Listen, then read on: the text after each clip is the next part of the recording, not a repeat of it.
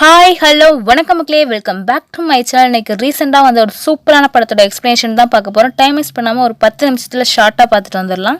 படத்தோட ஸ்டார்டிங்ஸ்லேயே நம்ம படத்தோட ஹீரோவான தனுஷை காட்டுறாங்க. இவரோட சின்ன வயசில் தாங்க காட்டுறாங்க. இவருக்கு 2 தம்பிங்க. இப்போ 3ஆவதாக அவங்க அம்மா கன்சீவ் ஆகி இப்போ டெலிவரி பெயினில் இருக்காங்க. 3ஆவதாக எந்த குழந்தை பிறக்குதுன்னு பார்த்தீங்கன்னா ஒரு பெண் குழந்தை தான் பிறக்குது. நம்ம ஹீரோ கூட நமக்கு ஒரு தங்கச்சி இருந்தால் நல்லா இருக்குமேன்னு தான் ஆசைப்பட்டிருப்பாரு. அதே மாதிரி தங்கச்சியும் பிறந்தானே இவருக்கு ரொம்ப சந்தோஷம். ஹீரோவோட அம்மா அப்பா கடைசியாக பிறந்த அந்த பெண் குழந்தைக்கு பேர் வைக்கிறதுக்காக ஒரு பூசாரி வீட்டுக்கு போகிறாங்க. அங்கே போன ஹீரோவும் என் தங்கச்சிக்கு நான் தான் பேர் வைப்பேன்னு சொல்ல, சரி நீயே வைப்பான்னு சொன்னோன்னே நம்ம ஹீரோ துர்கான்னு பேரை வைக்கிறாரு. இப்படியே கொஞ்சம் நாட்கள் போகுது. ஒரு நாள் ஹீரோட அம்மா அப்பா ஹீரோ கிட்ட, ஹீரோ தானே மூத்த பிள்ளை, அதனால ஹீரோ கிட்ட இந்த மாதிரி நாங்கள் டவுனுக்கு போயிட்டு வரோம், சாயங்காலம் வந்துடுவோம்ப்பா, தம்பியையும் தங்கச்சியையும் பத்திரமா பார்த்துக்கோ, தங்கச்சி அழுதா பக்கத்தில் பால் டப்பா வச்சுருக்கேன், அந்த பால் டப்பாவில் பால் கொடுப்பான்னு சொல்லிட்டு தான் போகிறாங்க. ஹீரோவும் பார்த்துக்கிறாரு. சாயங்காலம் ஆயிடுது, இன்னும் அம்மா அப்பாவை காணும். சரி என்னடா பண்ணுறதுன்னு தெரியாமல் இவரே சமைச்சு தம்பிங்களுக்கு சாப்பாடு கொடுத்துட்டு பாப்பாவுக்கும் பால் கொடுத்துட்றாரு. பாலும் தீர்ந்துருச்சு. அடுத்த நாள் விடிஞ்சுமே இன்னும் அம்மா அப்பா வரல.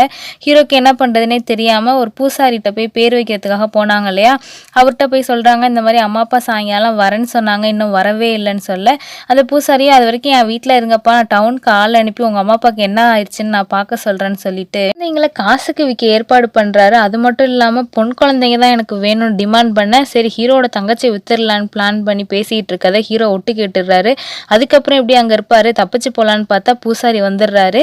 என்ன பண்ணுறதுன்னு தெரியாமல் பக்கத்தில் இருந்த அருவாள் எடுத்து பூசாரியை அந்த வயசுலேயே வெட்டி கொலை பண்ணிட்டு ஒரு லாரியில் ஏறி தப்பிக்கிறாங்க குழந்தைங்க 3 பேரும் ப்ளஸ் ஹீரோவும். இந்த லாரியை ஓட்டிகிட்டு இருக்க டிரைவர் தாங்க மாணிக்காங்கிறவர். இவரும் போக வேண்டிய இடத்துக்கு போய் லாரியை நிறுத்திட்டு லோடு இறக்கலான்னு பார்த்தா வண்டிக்குள்ளே 4 குழந்தைங்க இருக்கு.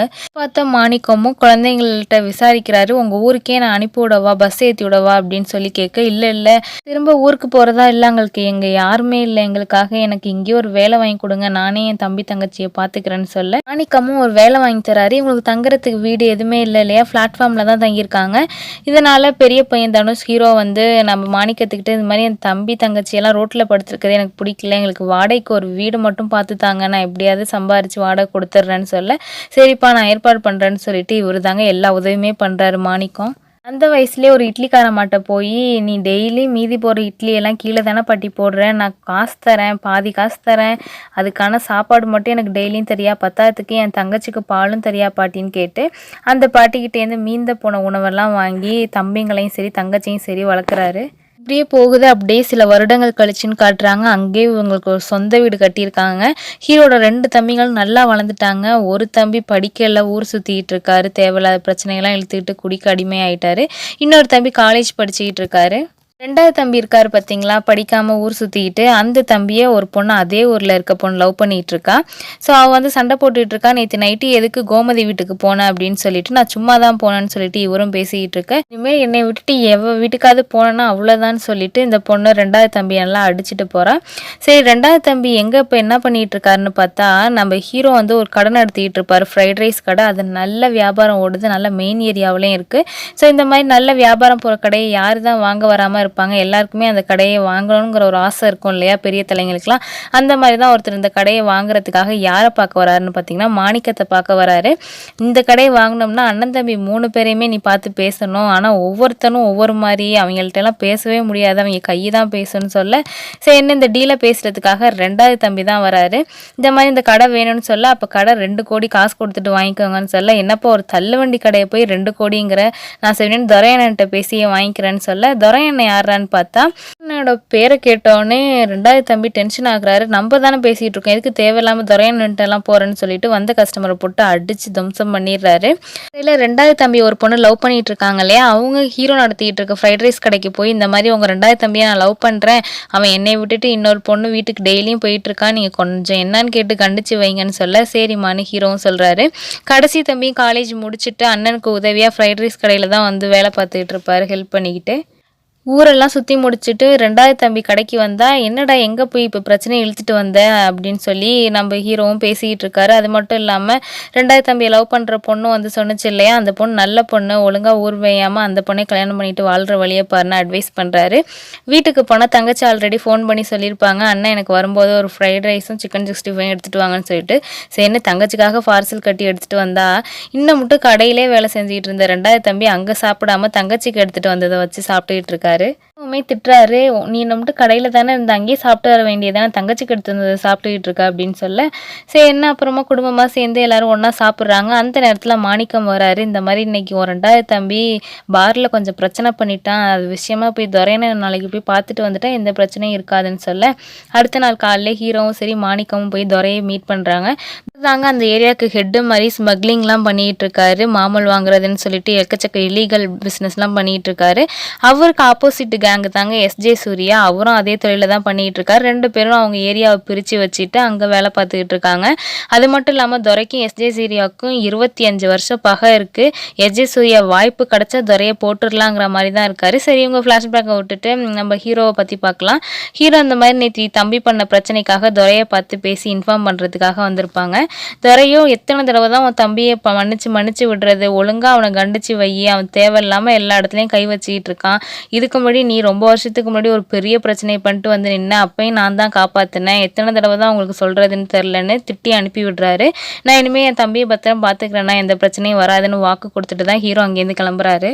துரையை பார்த்துட்டு வீட்டுக்கு போயிட்டு இருக்கப்போ மாணிக்கம் ஒரு விஷயத்த சொல்கிறாரு. இது மாதிரி தங்கச்சிக்கு ஒரு மாப்பிள்ளை பார்த்துருக்கேன், கவர்மெண்ட் மாப்பிள்ளை, என்னன்னு விசாரிச்சுட்டு நான் வீட்டுக்கு வர சொல்கிறேன்னு சொல்ல ஹீரோவுமே சரின்னு சொல்கிறாரு. அப்படியே சீனை கட் பண்ணால் புதுசாக ஒரு இன்ஸ்பெக்டர் அந்த ஏரியாவுக்கு வந்திருக்காருங்க.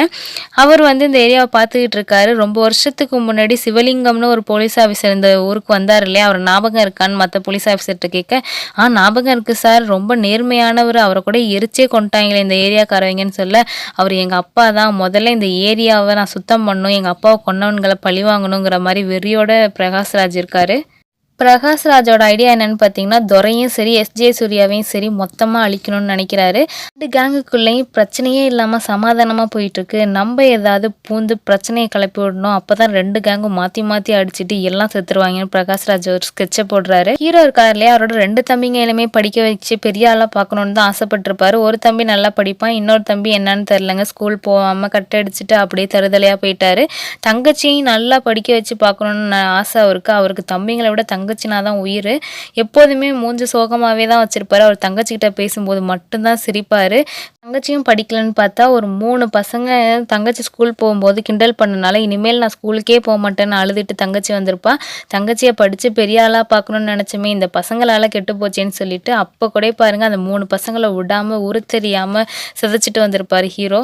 ஹீரோவோட 2வது தம்பியை லவ் பண்ணுற பொண்ணு கூட கடைசி தம்பிக்கிட்ட உன் அண்ணன் ஏன் இப்படி எப்போ பார்த்தாலும் உருன்னு இருக்காரு அப்படின்னு கேட்க, கடைசி தம்பி கூட சொல்வார், ஆமாம் எங்கள் அம்மா அப்பா சின்ன வயசுலேயே எங்களை விட்டுட்டு கடைக்கு போகிறேன்னு போனவங்க தான் திரும்ப வரவே இல்லை, அந்த குட்டியோண்டு வயசுலேருந்து எங்களை அப்பா மாதிரி வளர்க்குறது எங்கள் அண்ணன் தான், எங்கள் அண்ணனுக்கு என் தங்கச்சினா தான் ரொம்ப பிடிக்கும், என் தங்கச்சிட்ட பேசும்போது எப்பயாவது சிரிப்பாருன்னு சொல்லிட்டு இருக்காரு. விஜய் சூர்யாவை பார்த்தோம் இல்லையா, அவருக்கு 2 ஒய்ஃபு. மொதல் ஒய்ஃபுக்கு 2வது ஒய்ஃபு சுத்தராக பிடிக்காது, அதனால் 2 பேரையும் ஒரே வீட்டில் வச்சுட்டா பிரச்சனை தான் வரும்னு சொல்லிட்டு 2வது ஒய்ஃபை பக்கத்தில் ஒரு வாடகை வீடு எடுத்து தங்க வச்சுருக்காரு. மொதல் ஒய்ஃபோடு இருக்கிறத விட 2வது ஒய்ஃப் கூட தான் அதிக நேரம் டைம் ஸ்பெண்ட் பண்ணுவார்.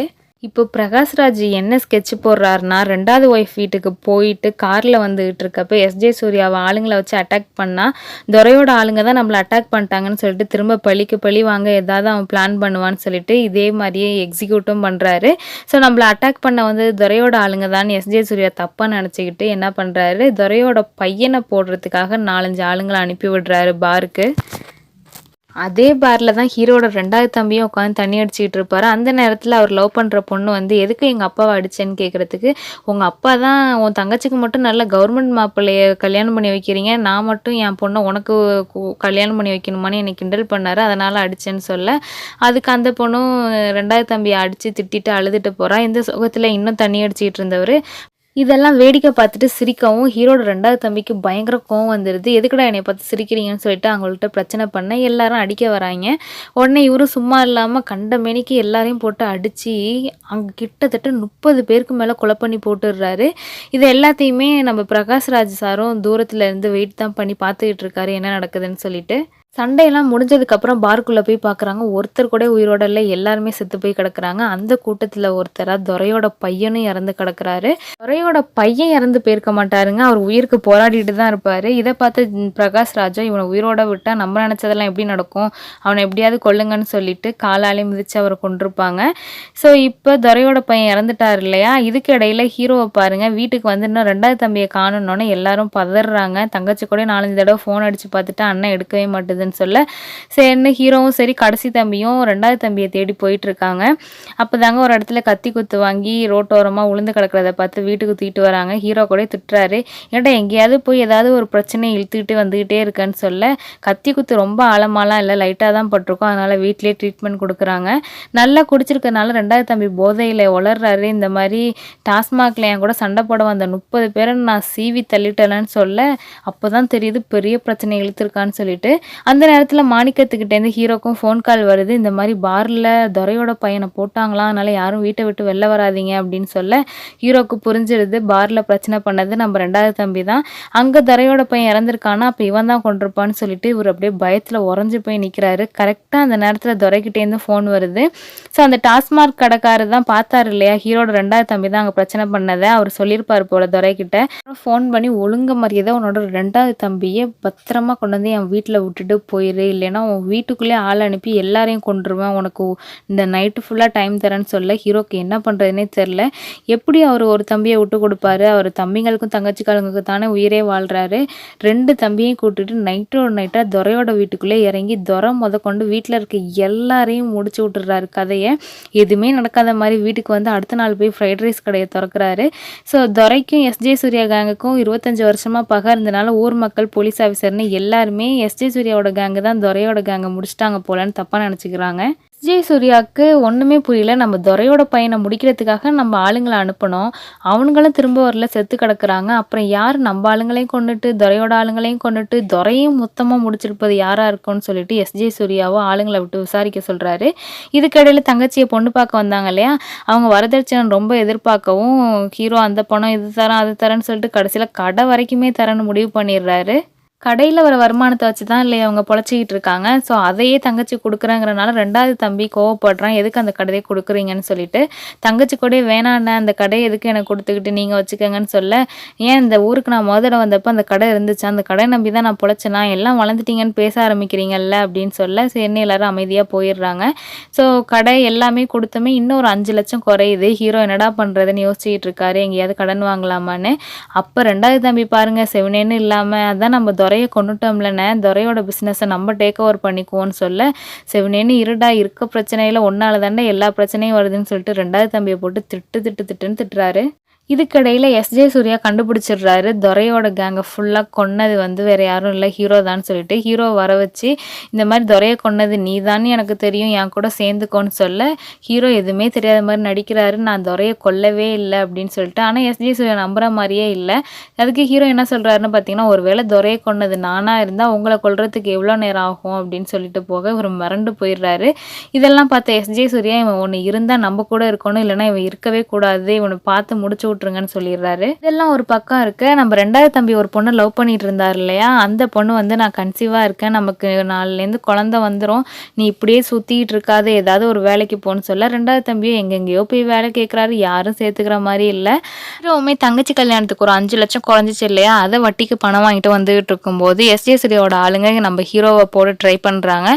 நம்ம ஹீரோ தான் வேறு லெவல் ஆச்சு, அவங்கெல்லாம் அடித்து தப்பிச்சுட்டு எப்படியோ வந்துடுறாரு. மாணிக்கத்துக்கிட்ட இந்த மாதிரி என்னை போட அவர் ஸ்கெட்ச் போட்டார் எஸ்ஜே சூர்யா, அதனால் அவரையும் விட்டு வச்சா நிம்மதியாக வாழ முடியாது, தங்கச்சி கல்யாணத்துக்குள்ளே நான் அவரை முடிக்கணும்னு சொல்ல அவ்வளோ ஈஸியாலாம் அவரை கொல்ல முடியாதுப்பா, அவனை ஸ்கெட்சு போட்டு தான் முடிக்கணும்னு மாணிக்கம் சொல்ல சரி என்ன ஸ்கெட்சு போடுறாங்க. எஸ்ஜே சூர்யா 2வது ஒய்ஃபோட வீட்டுக்கு போகும்போது தான் அவர் கூட கொஞ்சம் ஆளுங்க இருப்பாங்க. ஸோ அந்த இடத்துலேயே வச்சு முடிச்சிடலான்னு ஒரு பிளான் பண்ணுறாரு ஹீரோ. விடிஞ்சா தங்கச்சி கல்யாணம் மாணிக்கத்துக்கிட்ட சொல்கிறாரு, நான் இன்னைக்கு நைட்டே நான் எஸ்ஜே சூர்யாவை போட போகிறேன், ஒருவேளை நான் வந்துட்டேன்னா பிரச்சனை இல்லை, வரலைன்னா நீங்களே நல்லபடியாக தங்கச்சி கல்யாணத்தை முடிச்சு வச்சிருங்கன்னு சொல்கிறாரு. அங்கே போனால் எஸ்ஜே சூர்யாவோட 2வது ஒய்ஃப் வீட்டுக்குள்ளே அப்படியே சத்தமே இல்லாமல் போய் பார்த்தா வீட்டுக்குள்ளே ஹீரோட தங்கச்சியை கட்டி போட்டு வச்சுருக்காங்க. எஸ்ஜே சூர்யா ஆல்ரெடி அவளை தேடி அவன் வருவான்னு தெரிஞ்சு தான் எல்லாம் முன்னெச்சரிக்கையாக பண்ணி வச்சுருக்காரு. ஸோ அங்கே வந்து தங்கச்சியை காப்பாற்றிட்டு இருக்கும்போதே ஒவ்வொரு ஆளுங்களாம் முதுன்னு வந்துகிட்டு இருக்காங்க. ஹீரோவும் எல்லாரையும் போட்டு அடிச்சுக்கிட்டே இருக்காரு. தங்கச்சி கூட முடிஞ்ச அளவுக்கு டஃப் கொடுக்குறா, எல்லாரையும் அடிக்கிறா. அப்படியுமே தங்கச்சி ஆட்டோவில் 4-5 பேர் கடத்திட்டு போயிடுறாங்க. இங்கே இருக்க ஆளுங்கள்லாம் போட்டு அடிச்சுக்கிட்டு இருக்கும்போது ஹீரோவோட தம்பிங்க 2 பேரும் கத்தி எடுத்துகிட்டு வந்து ஹீரோ ஹீரோவை குத்த வரானுங்க. ஹீரோக்கே பயங்கர ஷாக்கு. 2 பேருமே கத்தியால் ஹீரோவை குத்திட்டு அங்கேருந்து பயந்து ஓடிடுறாங்க. ஸோ ஹீரோவோட தம்பிங்க 2 பேரும் ஹீரோக்கே தெரியாமல் எஸ்ஜே சூர்யாவோட டீமில் சேர்ந்துருக்காங்கன்னு இப்போ தாங்க தெரிய வருது. ஸோ தங்கச்சி ஆட்டோவில் கடத்திட்டு போனவங்க என்ன நினச்சாங்கன்னு தெரில, திடீர்னு விட்டுடுறாங்க. விட்ட தங்கச்சும் அண்ணனை பார்க்க வந்து பார்த்தா கத்தி குத்து வாங்கி ரோட்டில் கிடக்கிறத பார்த்து மாணிக்கத்துக்கு உடனே இன்ஃபார்ம் பண்ணி மாணிக்கமும் தங்கச்சியும் நம்ம ஹீரோவை ஒரு ஹாஸ்பிட்டலில் ரகசியமாக வச்சு ட்ரீட்மெண்ட் கொடுத்துக்கிட்டு இருக்காங்க. இங்கே தம்பிக்காரவங்க 2 பேரும் எஸ்ஜே சூர்யா கிட்ட வந்து, அண்ணன் நீங்கள் போட சொன்னது எங்கள் அண்ணனை, ஆனால் எங்கள் அண்ணனை பார்த்து என்ன பண்ணுறதுனே தெரில, நாங்கள் கத்தியால் 2 பேருமே குத்திட்டோம், எங்களுக்கு பயமாக இருக்குன்னு சொல்ல, இதுக்கு எஸ்ஜே சூர்யா என்ன சொல்கிறாரு, உங்கள் அண்ணன் எனக்கு தெரியாதுடா, சரி உங்கள் அண்ணன் தான் நீங்கள் பார்த்துட்டீங்களா, அப்படியே குத்துனீங்க, குத்தாமல் வர வேண்டியதானேன்னு சொல்ல, பதட்டத்தில் என்ன பண்ணுறதுன்னு தெரியாமல் குத்திட்டோம் நான் 2 பேருமே சொல்கிறாங்க. இதுக்கு இடையில் டெட் பாடியெல்லாம் போய் பார்க்கும்போது அதில் ஹீரோவோட பாடி மிஸ்ஸிங்னோடனே எஸ்ஜே சூர்யாவுக்கு சந்தேகம் வருது. அவனோட பாடி கிடைக்கலன்னா ஒருவேளை அவன் உயிர் பொழைச்சிருப்பானோன்னு கேட்க, கூட இருந்த அடியாளுங்களாம் அவன் தம்பிங்க குத்துன குத்துக்கு அவன் ஸ்பாட் அவுட், நான் பொழைக்கவே வாய்ப்பு இல்லைன்னு சொல்கிறாங்க. இருந்தாலும் பாடி கிடைக்கிற வரைக்கும் நம்ப முடியாதுன்னு நினைக்கிறாரு எஸ்ஜே சூர்யா. இதுக்கு இடையில தங்கச்சி ஆட்டோவில் கடத்திட்டு போனவனுங்க எப்படிடா விட்டாங்கன்னு பார்த்தா, தங்கச்சி அந்த கேங்கில் இருந்த ஒருத்தவனே ரேப் பண்ணியிருப்பான், ரேப் பண்ணிட்டு தான் விட்டுருப்பான். ஸோ இதெல்லாம் நம்ம ஹீரோ பொழைச்சி வந்ததுக்கப்புறம் கேட்டு அவருக்கு பயங்கர கோவம் வருது. அதே மாதிரி தங்கச்சிக்கு நம்ம அண்ணனை கொன்னதுக்கு நம்ம இன்னும் 2 அண்ணனுங்க தான் தெரிஞ்சோடனே இன்னும் பயங்கர கோவம் வருது. வெறியோட தங்கச்சியும் மீதி 2 அண்ணன்களை விடக்கூடாதுன்னு ப்ராக்டிஸ் பண்ணிகிட்டு இருக்கா. அதே மாதிரி ஹீரோவும் நம்ம தங்கச்சி இப்படி ஆக்குனவனை சும்மா விடக்கூடாதுன்னு சொல்லிட்டு அவரும் தலைமறைவாக இருந்து உடம்ப தேத்திக்கிட்டு இருக்காரு. இதுக்கப்புறம் என்ன நடக்க போகுதுங்கிறத நீங்களே படம் பார்த்து தெரிஞ்சுக்கோங்க. இந்த படம் ரொம்பவே இன்ட்ரெஸ்டிங்காக இருந்துச்சு. நான் எப்போதுமே எல்லா படத்துக்கும் கிளைமேக்ஸ் சொல்வேன், இந்த படத்துக்கு மட்டும்தாங்க சொல்லாமல் இருக்கேன். ஏன்னா இந்த படம் ரொம்பவே நல்லா இருந்துச்சு. டைம் இருந்தால் பாருங்கள். தேங்க்யூ.